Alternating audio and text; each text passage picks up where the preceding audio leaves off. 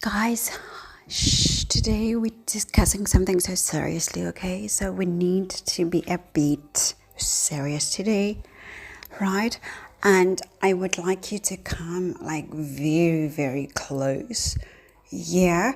And guys, bonjour. I don't even say hello. Hello, everyone. Hey, love lovers. Today is so serious that I just want us to have, the right ambiance, the bon ambiance for today because we're discussing something serious. And guys, seriously, if you don't have the heart to hear hardcore stuff today, please don't watch this, okay? Don't watch it because it's not gonna be nice. It's just we're just gonna go in. So to save your heart, your sweet heart, do not listen to anything today, okay? But for the hardcore guys, please come closer. Like if you are a hardcore soldier, come closer and listen to these. Woo! Guys, let's start.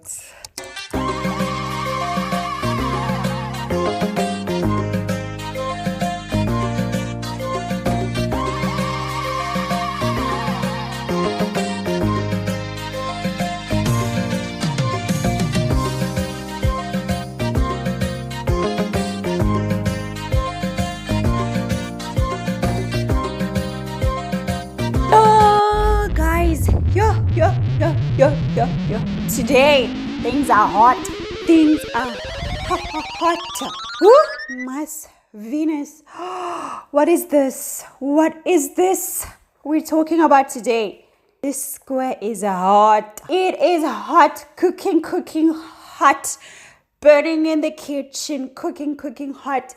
Venus square Mars. Do you guys, like, seriously, this is not the aspect that got you close, first of all, okay? You got into a relationship because of something else, because this one, it's not it, okay?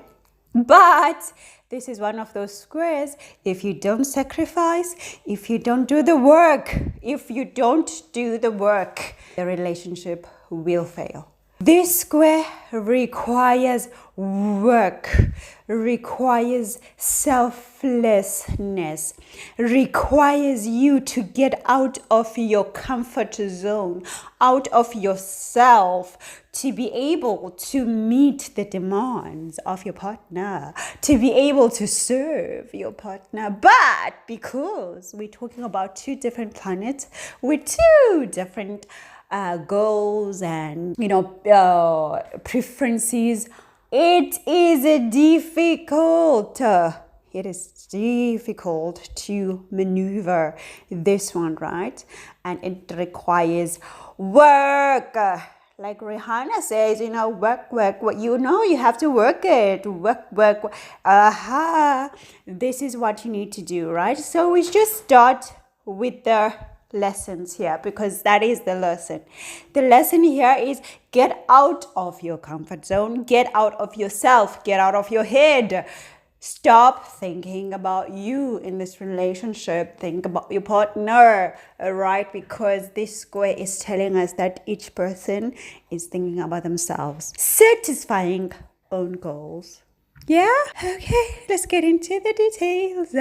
But maybe you don't know how to see if you have a square with your significant other, with your family member, with your friend, colleague, and you just want help here, right? Like you're just looking at your chart and you're looking at this person's chart, and put a key, you're just like, you don't know, you're confused. Just, contact me. I have so many options available on the website, and of course, I'll be able to answer to your questions, right? You guys know that, Mars is still, transiting in Gemini. And I'm a Gemini ascendant. And today, the most Martian thing happened to me. I'm driving my daughter to school and my son is like crying in the back seat. And I get a tire puncture, right? So I get a tire puncture. And I'm like, okay, what am I gonna do, right? So I drive 20 kilometers per hour all the way to school. I arrive and then I have to now fix the tire with the baby crying. So I'm fired up and I want everyone to do the work. You know, let's do the work for our relationships like I did the work on the car today. But anyway, I digress, right? So what's happening here is that the Mars, like the Mars person is contributing quite a lot here because they have bossy issues. Okay, for some reason the Mars wants to be bossy. The Mars wants to inflict some authoritative processes in this relationship, as if now the relationship is all about serving them and their processes and uplifting his or her own status, right? But I must give caution and say that this depends, as I always say, not only today on the aspects, on the sign, on the house, no. Today, I'm adding another thing for you guys to always remember, okay? So this is very serious. So for this one, I'm just going to speak, hush, hush, hush, because not a lot of people know about this. So this is just between the two of us, okay? This is just between me and you. Don't tell anyone. If it gets out, I will know that it was you. Right? But for this one, we must look at, is Mars approaching Venus or is Venus approaching Mars? Because if Mars is approaching Venus, we're going to get different results as opposed to when Venus is approaching Mars, right? I'm not going to go into details like about the differences because then we're going to be here for 2 hours, and I'm a Gemini. I could talk forever, but I don't want us to, just be here all the time, right? Today I'm going to give the global aspects, but remember in the back of your head that if Venus is approaching Mars, then there's a difference when Mars is approaching Venus. Okay, just remember this part, right? So anyway, I'm seeing that Mars is adventurous ways, right? Or drive to succeed, drive to be seen in this relationship. It makes him or her, kind of like dismiss Venus's needs for affection, for love, for romance, right? So Venus is all about wanting comfort, wanting beauty, regarding whichever house. So Venus is all about this, right? Oh, I want to show affection. I want to be shown affection. I want to be shown love. I want to be shown romance. I want to feel the beauty, the arts, so the singing, the music, the birds chirping in the morning, yara yara. And Mars is like, girl, boy, I'm not about that, right? To me, I'm about action, and I want to be successful, and I want to use this relationship to reach the success that I want in the social status. For me, as a Mars person, this relationship is only a stepping stone to reaching my goals, professional goals, higher class goals in the society.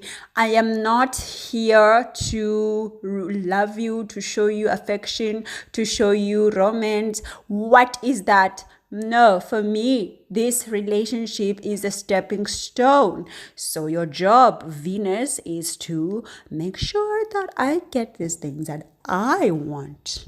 Right? And Venus is like, oh, please no. I want to be shown affection. I'm here in this relationship to get affection, to feel loved, to feel romance, to feel nurtured, cared for, right? I want actually to own a home with you. I need to have comforts, conveniences. Okay, so this is what Venus is saying. So now there's this clash of reasons of why we're in this relationship to begin. Mars is highly sexual. Venus is also sexual too. Venus likes to have, intimate things like intimacy. This is Venus's language, all right? But There is a problem. Do you know what the problem is? The problem is not having the rabbit activity. No. The problem is the reason why we're having the rabbit activity. Venus wants to have the rabbit activity to connect, to feel affection, to be romanticized, to have children. And Mars is like, no, we're just going to do something quickly, something physical, action, but it's only for passion for me. It's only for physical gratification. It's got nothing to do with affection, all of that. I don't want to be spending 2 hours setting out the mood, choosing the music, to do it to, or dimming the lights down. I don't have time for that. I just want to release my physical desires. That's what's about, right? So there's this difference in this area, right? It's very, very frustrating, obviously, for the Venus partner, right? And it's irritating to the Mars partner because Venus keeps, trying to have these romantic moods and making it all rom. And Mars is like, no, let's just do it. Let's be Nike. Let's just do it, right?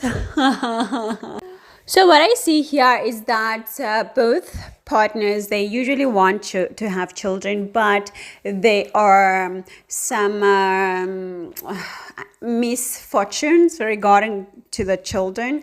And I do see at least one, either abortion or miscarriage, right? Or some sort of problems or challenges, right? Even if they do manage to fall pregnant, something becomes a bit of a concern regarding this area, right? Why? Because remember, Mars, the energy of Mars is all about blood, accidents, all of that, right? And Venus is the karaka of making the kids. So this is what we see here. In fact, both partners are quarrelsome, right? It's like we can't say Venus is quarrelsome. We can't say Mars is quarrelsome. Both of them are quarrelsome because each person is trying to have their own way, is trying to put their own preferences, above the other one's needs, the other one's wants.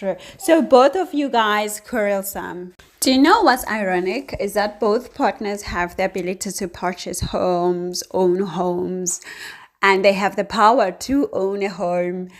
But you know what's ironic is that even if they do purchase a home together, that home would be a topic of argument, would be a topic of, I don't know, even a legal argument to some extent.